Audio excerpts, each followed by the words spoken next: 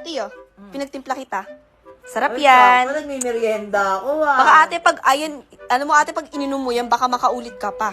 Sobrang Ay, ganun. sarap niyan, te. Tikman mo. Masarap talaga to? Sobra, te! Totoo? Sarap niyan. Wala akong tiwala. Ikaw muna uminom.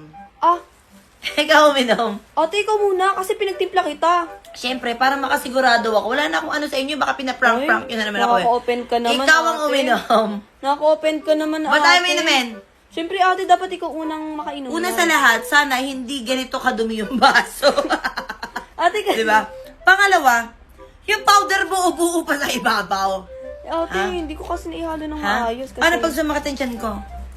Eh, Ikaw muna. ate. Inumin mo kung wala talagang ano to. O, sige, ako muna. Go. Ano? Sarap. ikaw naman, te. Hindi eh. Dapat pakalahati mo to. Dapat pakalahati Sige, mo. sige, te. Pag nakalahati ko to, ikaw naman. Sige, walang problema. Sige. Hindi pakalahati yan. Wait lang, te, wait lang. Kalahatiin mo. Kalahatiin mo. Ang galing. Okay, maniniwala na ako sa'yo. Ikaw naman, te. Kaso naalala ko, anong flavor to? Ano yun, te? Bagong labas ng melon.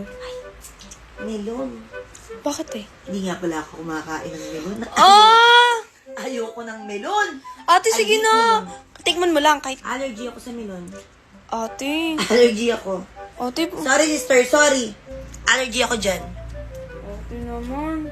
Nakaka-open ka naman. Ang sarap magwalis! Ang sarap magwalis! Nawalis ko na buong bahay, pati labas, pati bubong. Ang sarap talaga magwalis. Wow! Ang sarap talaga maghugas ng pinggan! Wow! Ang sarap maghugas!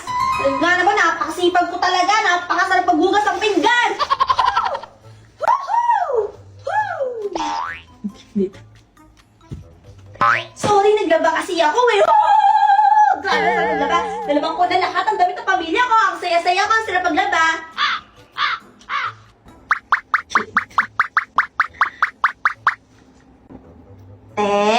Pwede ba? Hindi. Hindi ka aalis ng bahay kahit na naglinis ka, kahit naglaba ka, kahit hinugasan mo lahat ng plato natin na nakatambak, 3 days nang nakaimbak doon, hindi ka aalis. Bakit? Tatanong ka pa. Nakuha mo maglinis, nakuha mo maglaba, nakuha mo maghugas ng plato, pero pagligo hindi. Paano pa ate pag naligo ako? Hindi pa rin. Pag sinabi kong hindi, hindi. Tapos.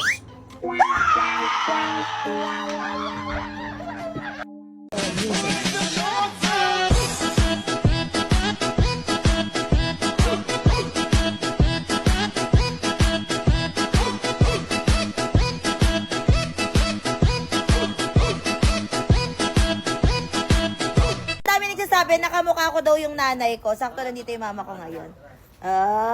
Magkamukha mo talaga kami. Ayan, magkamukha naman talaga. Payag ka ba na magkamukha tayo? Of course. Tapos sabi pa nila magkatawa daw tayo. 1, 2, 3, sabay tayo tumawa. 1, 2, 3, go! Ay, pause kasi ako, kaya hindi masyado. Ano yung Mama Lynn? Magkamukha ba talaga kami? Magkamukha ba talaga kami ni Gwen? Hindi kayo! Kami! Magkita kami! Magkamukha ba talaga kami? Yeah. Nagre-review bata si Mama eh. Parang mas Hindi, maganda, gamit niya kasi yung... hindi, mas maganda si Mama. Set. Mas maganda si Mama. Anong sabi mo? Kit-kit naman yung Mama ko. Kit-kit naman. Hindi ko kayo ililibre sa Jollibee. Ay, joke lang!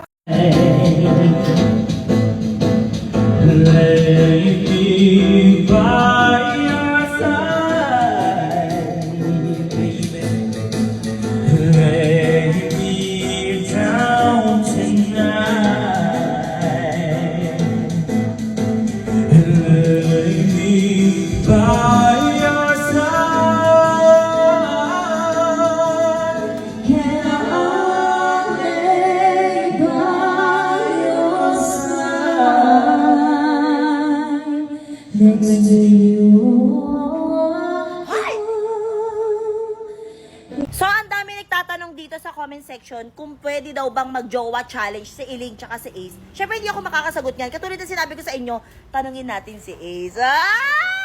Diba? Ang cute-cute ni Ace. Ang dami kasing nagre-request na mag-jowa challenge daw kayo ni Eileen. Okay lang ba sa'yo yun? Opo, okay lang po. Challenge lang naman po eh. Okay lang sa'yo? Ah! Tapos ano bang masasabi mo doon? Kasi nagkakaroon na kayo ng fans. So, ang dami nagko-comment na Team Ace Lane daw sila. Ano masasabi mo doon? Hindi ko. Di ba? Hindi niya alam kung ano sasabihin niya kasi hindi ko alam kung kinikilig ka ba. Kinikilig ka ba? Hindi Opo, na. sa mga edit nila. Ayun, dami nag-edit ng video nyo, no? May mga fans na kayo. So, ibig sabihin, go na go ka sa Jowa Challenge para mo. Ibig sabihin, parang jowa mo na rin talaga siya. Apo. Okay? Fear, baka sakaling pansinin na ni Saidi si Elaine, di ba? Opo. Team Ace Lane kami! Yes!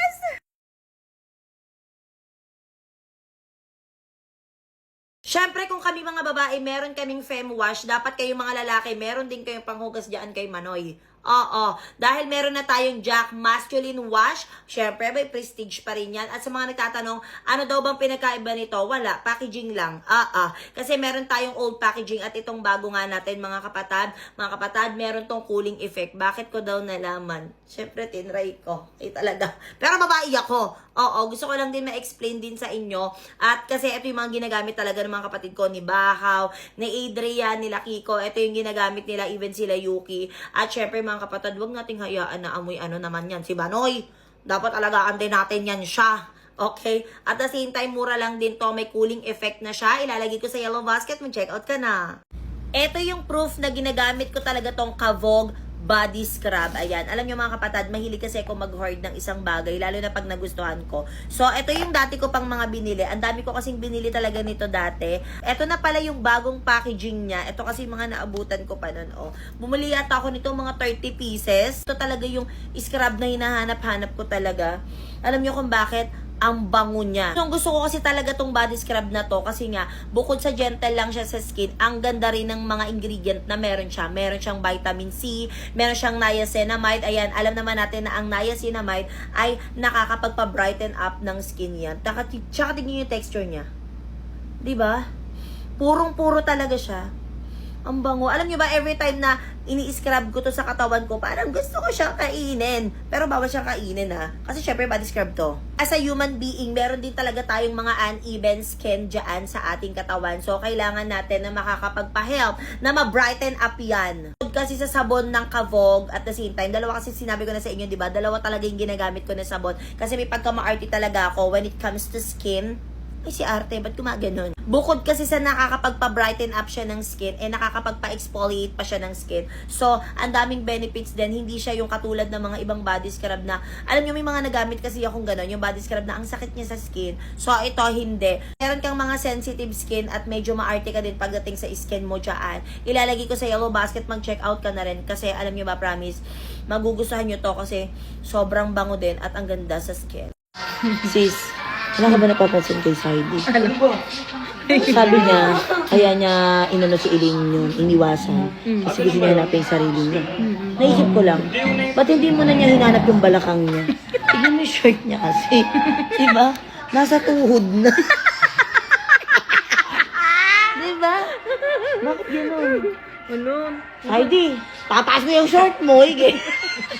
Alam niyo mga kapatid, bilib ako sa lotion na to kasi ngayon lang ako nakakita ng lotion na may instant tone up. Yes mga kapatid, alam niyo ba, etong Lava Joy na Let It Glow Daily Shine Body Serum. At alam nyo ba, hindi lang yun ha, kasi super duper bango nito. Ayan, papakita ko sa inyo yung instant tone na meron to. So, ayan, as you can, napadami ako ng lagay. Ayan, lalagyan ko na muna tong isang, ang dami, mali itong ginawa ko, maling-mali ito. Maglalagay ako dito sa kabila, wait lang.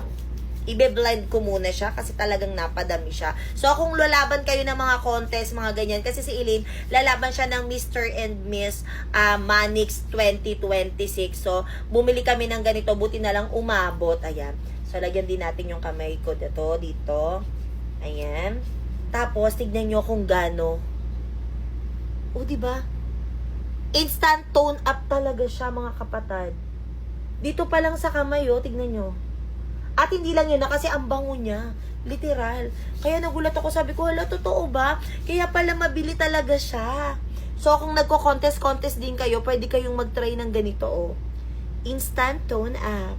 Diba? Tignan yung kamay ko, yung difference ng kamay ko. O, diba? Kaya kung naghahanap ka, or kung mahilig ka sumali sa mga contest, ayan, naghahanap ka ng instant tone up na lotion, well, pwede to. At the same time, super bango din talaga niya. At meron na siyang 3% na niacinamide na alam naman natin na nakakapagpalighten ng ating skin. Kaya kung gusto nyo ng ganito at kailangan nyo rin ng ganito, ilalagay ko sa yellow basket, tamang-tama magsa-summer. So, kung hindi nyo na-achieve yung skin goal nyo, pwede to. Mag-check out ka na.